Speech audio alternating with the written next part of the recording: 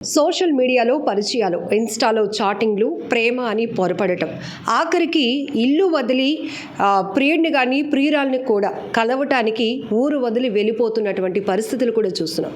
తాజాగా ఇప్పుడు విశాఖకు చెందినటువంటి ఒక అమ్మాయి, ఇంటర్ చదువుతున్నటువంటి యువతి, తను ప్రేమించిన వ్యక్తిని కలవటానికి తిరుపతి వెళ్ళిపోయింది అనేటటువంటి ఒక సమాచారంతో కేసుని ట్రేస్ అవుట్ చేస్తే అక్కడ కావలి సిఐ గారు కూడా అమ్మాయి నైట్ బీట్ నిర్వహిస్తున్నటువంటి కొంతమంది కానిస్టేబుల్స్ అమ్మాయిని చూసి మైనర్ బ్యాగ్ పట్టుకొని అర్ధరాత్రి పూట వెళ్తోంది ఏంటి అని ఆమెను అడిగేటప్పటికీ ఇలా మొత్తం తెలిసింది. ఆ తర్వాత తల్లిదండ్రులు పిలిపించి ఆ అమ్మాయికి కూడా కౌన్సిలింగ్ ఇచ్చి తల్లిదండ్రులకు ఆ యువతిని అప్పగించడం జరిగింది. అసలు ఏం జరిగింది డీటెయిల్గా తెలుసుకుందాం. ఏసీపీ అన్నపూడి నరసింహమూర్తి గారు మనతో పాటు ఉన్నారు.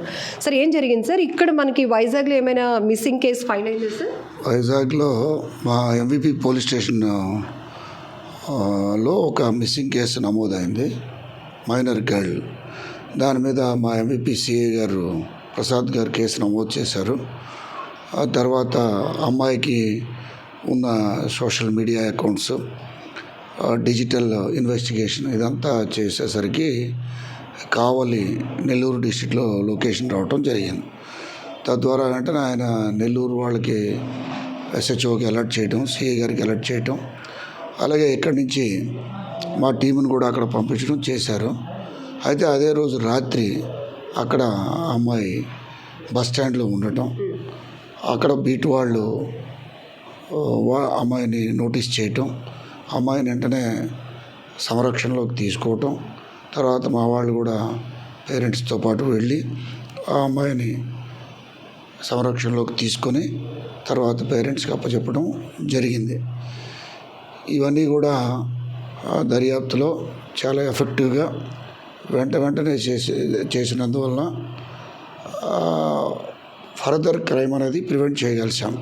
లేకపోతే ఆ అమ్మాయి మైనర్ గర్ల్ ఎక్కడైనా ఉంటే, ఎవరైనా ఏదైనా చేస్తే అప్పుడు ఇంకా చాలా ఇబ్బందికరంగా ఉండేది. మళ్ళీ దాన్ని కూడా చాలా హైలైట్ చేయటం కూడా జరుగుతుంది. అలాంటివి లేకుండా వెంటనే చర్యలు తీసుకున్నందువలన ఆ అమ్మాయిని రక్షించడం జరిగింది. తల్లిదండ్రులకి స్వాంతన చేకూర్చడం జరిగింది. ఫర్దర్ క్రైమ్ ప్రివెంట్ చేయడం అనేది జరిగింది. కాబట్టి మా ఎంవిపి సిఐ గారిని, వారి సిబ్బందిని ఈ విషయంలో మేము ఉన్నతాధికారులు కూడా అభినందించడం జరిగింది. సార్, అమ్మాయి ఇంటర్ చదువుతోందా సార్? మైనర్ కాబట్టి మనం డీటెయిల్స్ అన్నీ చెప్పకపోయినప్పటికీ కూడా అమ్మాయికి అంత ధైర్యం అసలు ఎట్లా వస్తుంది? విశాఖపట్నం ఎక్కడ, తిరుపతికి వెళ్ళాలని ఆమె రాత్రిపూట ప్రయాణం చేయటం, ఇప్పుడు ఎన్నో ఘోరాలు చూస్తున్నప్పటికీ కూడా వాళ్ళలో ఆ ఆలోచన కూడా లేకుండా. అయితే చాలా విషయాలు మనం మైనర్ కాబట్టి డిస్క్లోజ్ చేయకూడదు, చేయాల్సిన అవసరం లేదు. చేసినందువల్ల ఇబ్బందులు కూడా ఉంటాయి. అయితే అమ్మాయిని రెస్క్యూ చేసిన తర్వాత ఏదో దర్శనానికి, విజయవాడ అమ్మవారి దర్శనం, తిరుపతి స్వామివారి దర్శనంకి వెళ్ళాలనే ఉద్దేశంతో ఇంట్లో నుంచి బయలుదేరిపోయినట్టు చెప్పారు. అమ్మవారి దర్శనం చేసుకున్నారు. ఇంకా తిరుపతి వెళ్ళే క్రమంలో నెల్లూరులో హాల్ట్ చేసినట్టు చెప్పారు. ఏది ఏమైనా అంటే ఇప్పుడు ఉన్న జనరేషన్లో 16 years 17 years అనేసరికి మైనర్ 18 సంవత్సరాలు లీగల్ కేటగిరీ ఉండేటప్పుడు కూడా ప్రజెంట్ ఉన్న సోషల్ మీడియా, ఎలక్ట్రానిక్ మీడియా, దీని ప్రభావం వలన 15 సంవత్సరాలు 14 సంవత్సరాల వయసులోనే ప్రపంచ జ్ఞానం అనేది తెలుసుకోవడం అనేది జరుగుతుంది.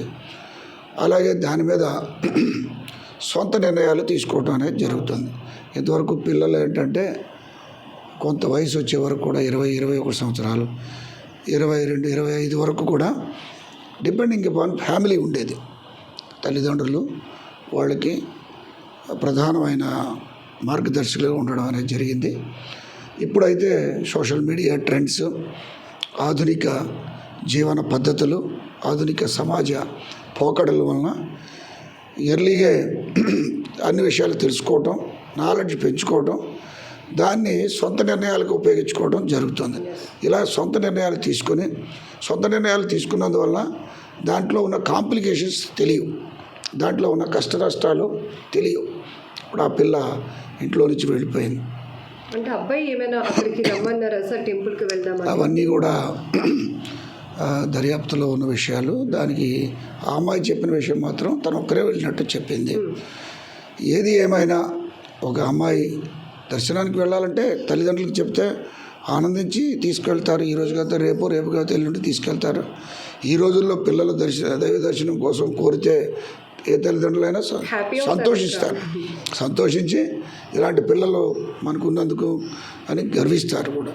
కాబట్టి ఒకరే వెళ్ళిపోవాల్సిన అవసరం లేదు. ఆ ఒక్కరే వెళ్ళినందువల్ల ఆ ఒంటరితనాన్ని ఎవరైనా ఆసరాగా తీసుకుంటే ఆవిడ జీవితంలో ఇర్రిపేరబుల్ లాస్, ఇంకా మనం రిపేర్ చేయడానికి వీళ్ళని లాస్ జరిగిపోతుంటాయి. కాబట్టి పిల్లలు ఎవరు ఇలా సొంత నిర్ణయాలు తీసుకొని అడ్వెంచర్స్ చేయటం మంచిది కాదని మా పోలీస్ డిపార్ట్మెంట్ తరఫున తెలియజేస్తున్నాం. సరే, కావలి సిఏ గారు పేరెంట్స్కి కానీ అమ్మాయికి కానీ కౌన్సిలింగ్ ఇస్తున్న వీడియోలో కూడా రీల్స్ చేయడం కోసం వెనకాతలు ఒక బైక్ పెట్టుకున్న, మెడలో ఒక చైన్ వేసుకున్న, మేకప్ వేసుకున్న, ఇవన్నీ కూడా నిజాలు కాదు. కేవలం ఆ కొద్ది క్షణాలకి చిత్రీకరిస్తున్నటువంటి రీల్స్ కోసమే. రియాలిటీలోనికి రండి, వస్తే కనుక నిజమైన ప్రేమ మీ తల్లిదండ్రులదే అని అర్థమవుతుంది. ఈరోజు మీరు ఆ అమ్మాయి కనిపించకపోయిన తర్వాత తల్లిదండ్రులు కనీసం ట్రైన్లో కూర్చొని ప్రయాణం చేసే పరిస్థితి కూడా లేకుండా నిలబడి మరీ నీ కోసం వెతుక్కుంటూ వచ్చారంటే ఈ ప్రేమ నీకు ఎందుకు అర్థం కాలేదమ్మా అని సార్ కూడా చెప్పడం జరిగింది. అది వాస్తవమ్మా. పిల్లల మీద తల్లిదండ్రులకు ఉన్నంత ప్రేమ ఇంకా ప్రపంచంలో ఇంకెక్కడ కూడా ఉండదు. దానికి ఆల్టర్నేటివ్ లేదు. తల్లిదండ్రుల మీద ఉన్న అభిమానము, స్వార్థం అయితేమి, వాళ్ళ భవిష్యత్తు గురించి ఆలోచించడం అయితేమి, ఇంకా దానికి ఆల్టర్నేటివ్ లేదు. కాబట్టి అటువంటి తల్లిదండ్రుల తాలూకా మాట పిల్లలు వినాలి. ఎందుకంటే తల్లిదండ్రులు అంటే వాళ్ళు ఆల్రెడీ 16-17 సంవత్సరాల వయసు వచ్చిన అమ్మాయి తల్లిదండ్రులు అంటే ఈ సమాజంలో వాళ్ళు చాలా ఎక్స్పీరియన్స్ వాళ్ళు పొందారు. జీవనం ఎలా గడపాలి, సామాజిక పరిస్థితులకి ఎలా మనకు అనుకూలంగా ఉండాలి, మనం దానికి అనుకూలంగా ఎలా ఉండాలి, ఈ విషయాలన్నీ కూడా వాళ్ళకి స్వతహాగా వాళ్ళు అనుభవించారు. బ్రతుకు తెరువు కోసం పోరాడారు. వాళ్ళకి అన్ని విషయాలు తెలుసు. కాబట్టి వాళ్ళని నమ్మాలి, వాళ్ళ మీద గౌరవం చూపించాలి, వాళ్ళ మీద అభిమానం చూపించాలి. అవి లేకుండా తల్లిదండ్రులని పరిగణలోకి తీసుకోకపోతే చాలా ప్రమాదాలు వస్తాయి. భవిష్యత్తు సజావుగా కూడా జరగదు. చరిత్రలో ఎక్కడ కూడా గురువుని ఆదర్శంగా తీసుకోకుండా, తల్లిదండ్రుల ఆదర్శంగా తీసుకోకుండా 14-15 సంవత్సరాలకే ప్రపంచవ్యాప్తంగా పెద్ద అభివృద్ధిలోకి వచ్చేసిన చరిత్ర మనం ఎక్కడ కూడా చూడం. చాలామందిని తండ్రి, గురువు, సమాజాన్ని ఆదర్శంగా తీసుకుని తద్వారా మన కెరీర్ని బిల్డప్ చేసుకోవాలి. ఈ రీల్స్, ఈ సినిమా, అది దాన్ని ఫాలో అవటం, ఇవన్నీ కూడా ఈ స్టేజ్లో అవసరం లేదు. దానికి ఈ స్టేజ్లో ఏం చేయాలి, వాళ్ళ భవిష్యత్తు మీద వాళ్ళు దృష్టి పెట్టాలి, చదువుకోవాలి, లేకపోతే ఒక స్కిల్ మీద కాన్సన్ట్రేట్ చేయాలి. ఎనీ స్కిల్, ఆ స్కిల్లో ప్రతిభ ఉంటే చాలు, ఒక ఆటలో ఉంటే చాలు. మనం చూస్తున్నాం క్రికెటర్స్ని, ప్రపంచవ్యాప్తంగా వాళ్ళకి గౌరవం దక్కుతుంది. మనం ఇతర క్రీడాకారులు చూస్తున్నాం, ప్రపంచవ్యాప్తంగా గౌరవం ఉంటుంది. ప్రభుత్వాలు చాలా గౌరవిస్తున్నాయి.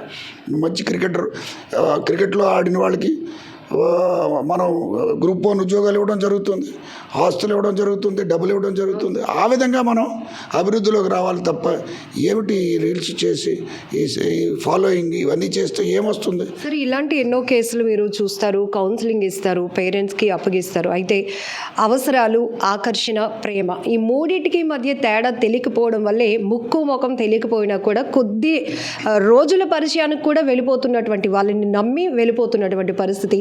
ఎందుకు సార్ జనరల్గా ఈ కేసులు మీరు కౌన్సిలింగ్ ఇస్తున్నప్పుడు కూడా వీళ్ళు అట్రాక్ట్ అవుతున్నది దేనికోసం? యాక్చువల్లీ ఇప్పుడు కుటుంబ పర్యవేక్షణ, ఉమ్మడి కుటుంబాలు అనేవి తగ్గిపోయినాయి. ఎందుకంటే పూర్వపు రోజుల్లో తాత, మేనమామలు, అన్నదమ్ములు ఎవరో ఒకరు పర్యవేక్షణ ఉండేది. ఇప్పుడు అటువంటి పర్యవేక్షణ లోపించింది. ఆ పర్యవేక్షణ లోపించినందువలన కుటుంబ పర్యవేక్షణ ఎప్పుడైతే లోపించిందో social media influence, peer group influence అనేది చాలా ప్రభావం ఎక్కువగా చూపుతుంది. తల్లిదండ్రి చెప్పిన మాట కంటే, అమ్మమ్మ చెప్పిన మాట కంటే, తాత చెప్పిన మాట కంటే క్లాస్మేట్ చెప్పిన మాట, ఇన్స్టాగ్రామ్లో పరిచయమైన ఫ్రెండ్ చెప్పిన మాట, వాట్సాప్లో పరిచయమైన ఫ్రెండ్షిప్, సోషల్ మీడియాలో ఉన్నవన్నీ కూడా దాన్ని ఫాలో అవుతున్నాం. అవన్నీ అందులో వాస్తవాలు తక్కువ ఉంటాయి. రీల్స్లో ఎంతవరకు వాస్తవం ఉంటుంది? మనమే చెప్తున్నాం, రీల్ అంటున్నాం, చిత్రీకరించడం అంటున్నాం, అది చిత్రం మాత్రమే, అది వాస్తవం కాదు. ఒక ఎక్స్పెన్సివ్ కార్ దగ్గర ఒక రీల్ చేస్తే ఇది వాళ్ళదేనేమో, మంచి ప్రొఫైల్ ఉందేమో, ఇట్లా నమ్మేస్తున్నారు. ఏముంటుంది, ఆ కారు దగ్గర నిలబడినప్పుడు మనది అయిపోదు. అది వాస్తవాన్ని, చిత్రం వాస్తవం, మనమే చెప్తున్నాం చిత్రం అని. చిత్రానికి వాస్తవానికి తేడా తెలుసుకోవాలి. తెలుసుకునే వయసు కాదు వాళ్ళు.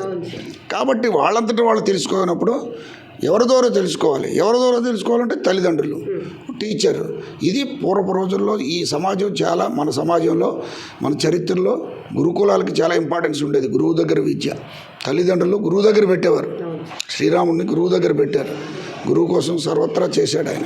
శ్రీరాముడు తండ్రి మాట విన్నాడు. తండ్రి మాట విని రాజ్యం వదులుకొని అరణ్యానికి వెళ్ళిపోయినాడు. అవన్నీ కూడా ఆదర్శంగా తీసుకొని తల్లిదండ్రుల మాట రాముడు విన్నాడు కదా. రాముడు వంటి వాడే విన్నారు. మనం ఎందుకు వినకూడదు? ఆ ఎపిక్స్, ఇతిహాసాలు, దాని మీద కూడా మనకి ఒక అవగాహన. మనం పనికి మాలిన బొమ్మలన్నీ చూసి మన పిల్లలకు కూడా, మనం కూడా తల్లిదండ్రుల తప్పు కూడా ఉంది.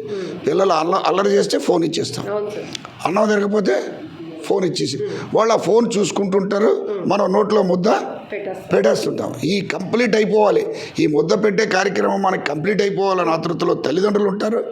ఆ ఫోన్ చూస్తే ముద్ద మింగేసే కార్యక్రమం ఉంటుంది. ఆ ముద్దలో ఉన్న దానికున్న ఆ ముద్దకున్న ఇంపార్టెన్స్, తల్లి గోరుముద్ద అంటారు.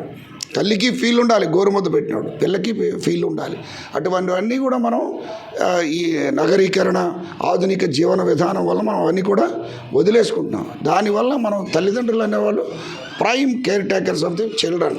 తల్లిదండ్రులు ఎప్పుడైతే బిజీ అయ్యి పిల్లల్ని మనం సరిగ్గా చూడట్లేదో, ఇవన్నీ కూడా peer group, social media, social influence అనేది ఉంటుంది. తద్వారా వాళ్ళు ఏం ఆలోచిస్తున్నారో, ఫ్రెండ్ ఏం చెప్తున్నాడో వాళ్ళకి అదే ఉంటుంది. ఫ్రెండ్ తలక వేవ్ లెంగ్త్ కూడా ఇతనికి తెలియదు, ఆయన అభిరుచి ఇతనికి తెలియదు. ఈయన అభిరుచి ఆయన అభిరుచి ఒకటి కాదు. బట్ కుటుంబంలో అభిరుచులు ఒకరి కిందగా ఉంటాయి.